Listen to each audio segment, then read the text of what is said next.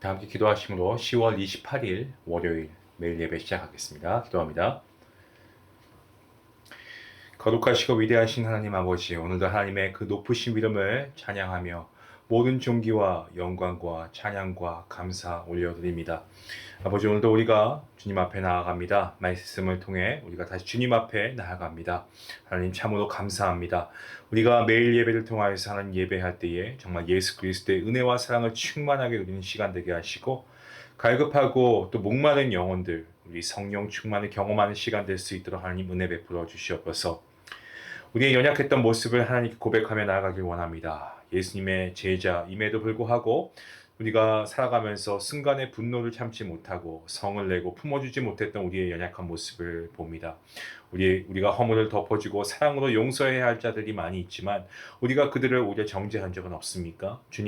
주님께서는 세리와 죄인들의 친구가 되어주셨는데 우리도 세상에서 손가락질 받는 사람들의 친구가 되게 하시고 위로할 수 있는 그러한 성도들 될 수 있기 원합니다. 따뜻한 말 한마디와 행동으로 예수님의 사랑을 전하는 그러한 주님의 참된 제자가 될 수 있도록 인도하여 주시옵소서. 사랑하는 우리 성도님들, 주님께서 지켜주시길 기도합니다. 정말 마르다처럼 주를 위해 열심으로 섬기면서도 마리아처럼 예수님과의 교제를 잃어버리지 않게 하시고 사명을 쫓다가 정말 사람을 잃어버리지 않도록 주님께서 우리를 붙들어 주시옵소서. 언제 어디에서든지 간에 예수님과의 인격적인 교제가 이루어지게 하시고 우리가 무엇을 하든지 간에 주님의 영광을 위해 하는 우리 모든 성도님들 될 수 있기를 간절히 소원합니다. 그리하여서 삶의 매 순간순간마다 하나님의 역사를 경험하게 하시고 우리의 모든 필요를 앞서 예비하시는 여호와 일의 하나님을 경험하는 우리 복된 성도님들 될 수 있도록 인도하여 주시옵소서. 특별히 이 시간 환우분들을 주님께서 기억하여 주시고 아버지 낮과 밤을 가리지 않고 때론 고통과 아버지 정말 아픔을 통하여 어려워하고 힘들어하고 정말 고통스러워하는 아버지 우리 환우분들 주님께서 기억하여 주시고 주님이 친히 찾아가 주시고 어루만져 주시고 낫게 하여 주시고 치유하여 주시옵소서. 또한 마음에 상처가 있는 자에게 주님께서 친구가 되어 주시고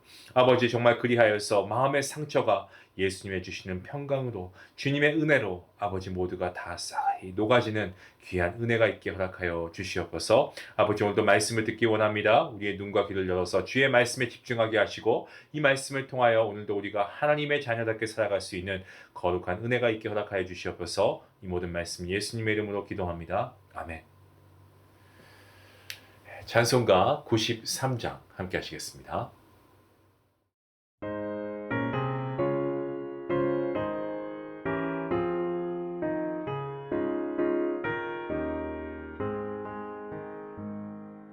예수는 나의 힘이요 내 생명 되시니 구주 예수 떠나 살면 죄 중에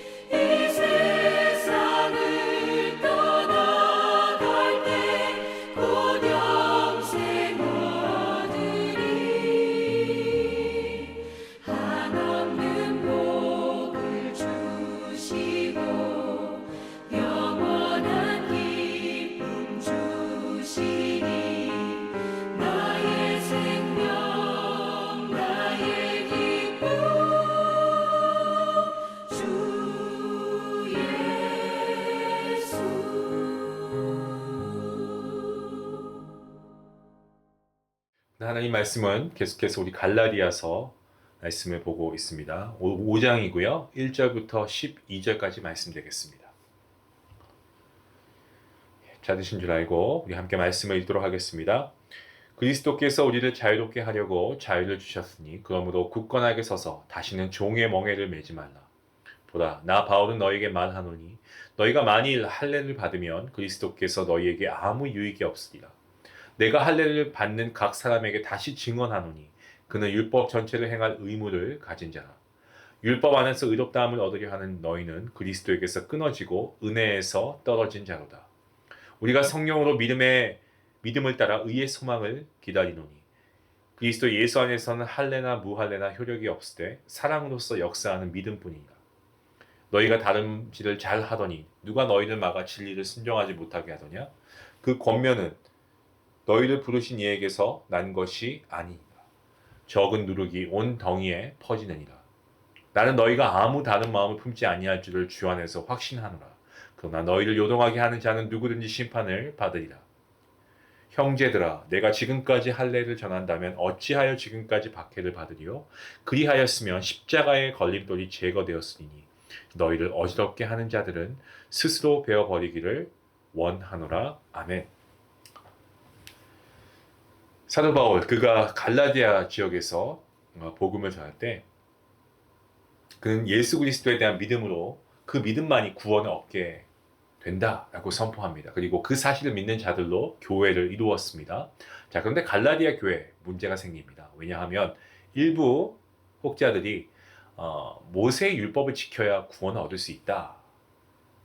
그러면서 그동안 갈라디아 교회 성도들이 가지고 있던 그 믿음을 막 흔들기 시작합니다. 그로 인해서 사람들은 바울이 목숨처럼 소중히 여기며 그의 가르침 가운데 한결같이 강조하던 예수 그리스도에 대한 믿음을 소홀하게 여기게 됩니다. 바울은 이러한 갈라디아 교회 성도들에 대해 정말 안타까운 심정으로 다시 한번 갈라디아 교회 성도들을 향해서 구원받게 하기 위해 어떻게 해야 하는가 다시 이야기하고 있습니다. 초대교회 예수 그리스도의 복음을 듣는 많은 사람들이 그리스도인의 공동체에 들어와서 신앙생활을 하게 되었습니다. 그런데 그리스도인이 된 사람 가운데에서는 유대인도 있었습니다마는 헬라인 혹은 다른 이방 사람들까지도 예수 그리스도를 믿게 되었습니다. 그러다 보니까 유대인들만 복음을 듣고 유대인 신앙 공동체로만 이루었다면 발생하지 않았을 문제들이었는데 그러한 문제가 발생이 된 거죠. 바로 약속의 자녀의 증표로 여겼던 할례, 이 할례의 문제가 이슈화 됐습니다. 할례는 창세기 17장에 보시면 하나님께서 아브라함에게 하나님과의 언약의 관계의 증표로 몸에 지니고 사는 언약의 상징이라는 것을 우리가 말씀을 통해 압니다. 그렇기 때문에 할례는 유대인들에게 아주 중요한 상징이었습니다. 복음을 듣고 난 이후에 이방인들이 믿음의 공동체 안으로 들어가기 위해서는 반드시 할례를 받아야만 했습니다. 그래야만 하나님의 자녀이구나 라는 것을 온전하게 인정받을 수 있다고 주장하는 사람들이 생기게 된 거죠. 바울은 이러한 주장에 대해서 3장과 4장 그리고 오늘 우리가 함께 읽은 5장에서도 계속해서 이 문제에 대해 갈라디아 성도들에게 이야기하고 있습니다. 본문 말씀 12절 말씀 여기에서 바울은 이 문제에 대해서 아주 강력하고도 단호하게 이야기하고 있다는 것을 우리가 알 수 있죠. 여전히 율법 아래에서 이방인 성도들이 할례를 받아야 한다라고 주장하는 사람들에게 바울은 본문 1절 말씀에서 예수 그리스도를 믿는 자들의 자유를 언급한 뒤에 이제는 더 이상 율법의 멍에 아래 종으로 살지 말라 그렇게 이야기합니다. 예수님께서 오셔서 율법에서 요구하는 모든 것은 예수님은 다 완성하셨기 때문에 그동안 실제를 사람들이 알 수 있도록 도와왔던 어떤 그림자나 모형은 실제가 나타나게 되면 더 이상 모형이나 그림자가 필요 없는 것처럼 구약의 모든 가르침이나 율법을 완성하신 예수 그리스도께서 오셨기 때문에 이제 그 효력을 상실하게 된 거죠.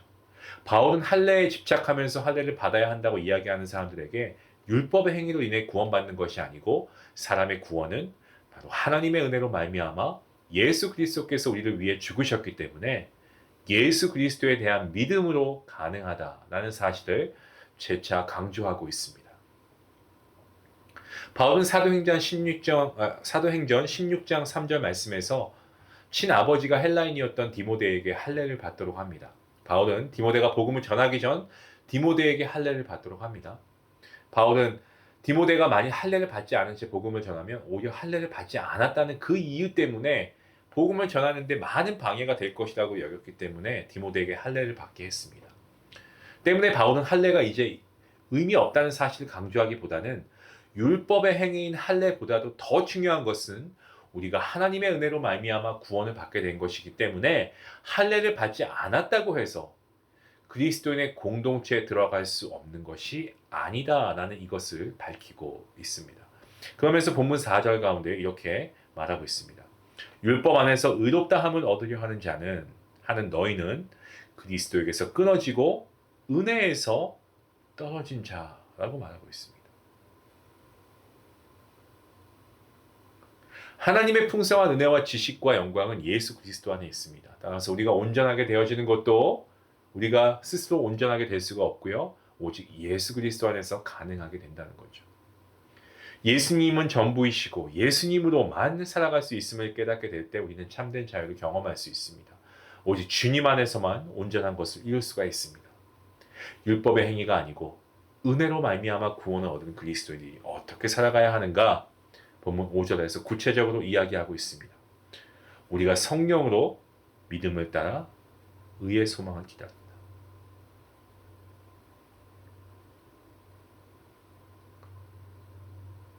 앞에 살펴본 갈라디아서 3장 3절 말씀에는 너희가 이같이 어리석으냐 성령으로 시작하였다가 이젠 육체로 마치겠느냐.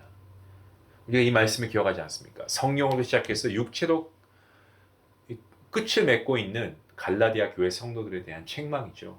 성도 여러분, 우리의 삶 역시도 처음에는 우리가 하나님의 뜻을 따라 믿음으로 시작했다가 어느새 시간 지나면서 자기의 이성적인 판단에 따라서 육체의 정욕을 따라 살아가는 경우가 얼마나 많이 있습니까?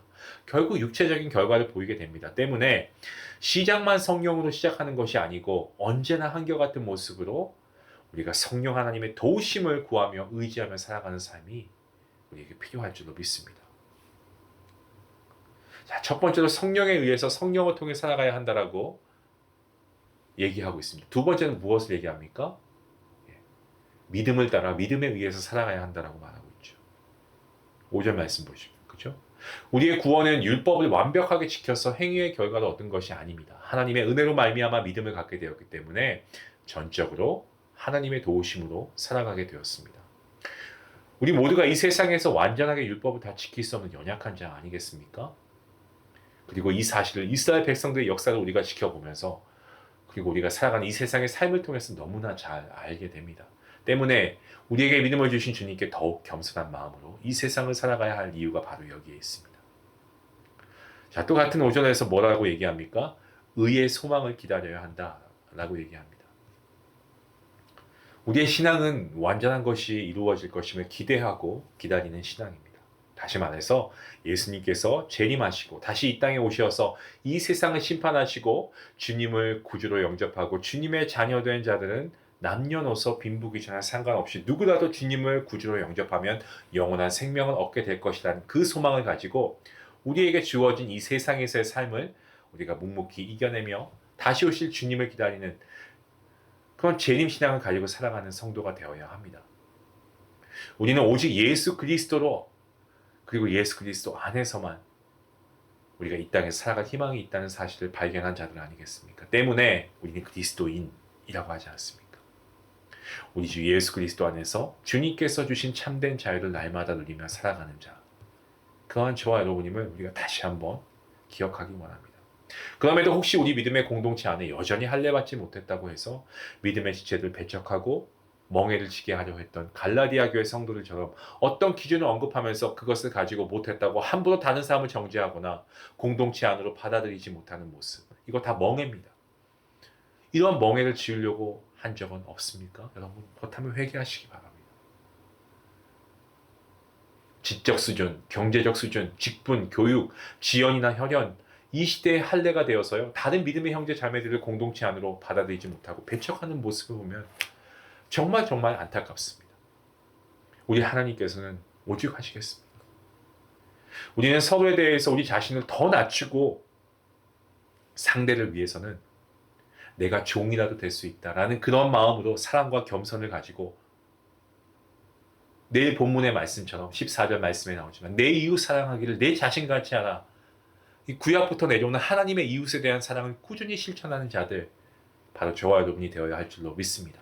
사랑하는 성도 여러분, 죄인이기 때문에 죽을 수밖에 없었던 우리를 위해 죽임당하신 예수 그리스도, 그분 한 분만으로 충분하다라고 우리가 믿음으로 고백할 수 있기 원합니다. 그리고 그 크고 놀라우신 사랑을 우리는 맛보고 경험한 자들이기 때문에 우리 또한 사랑으로 다른 이들을 섬길 수 있는 자가 되어야 할 줄로 믿습니다.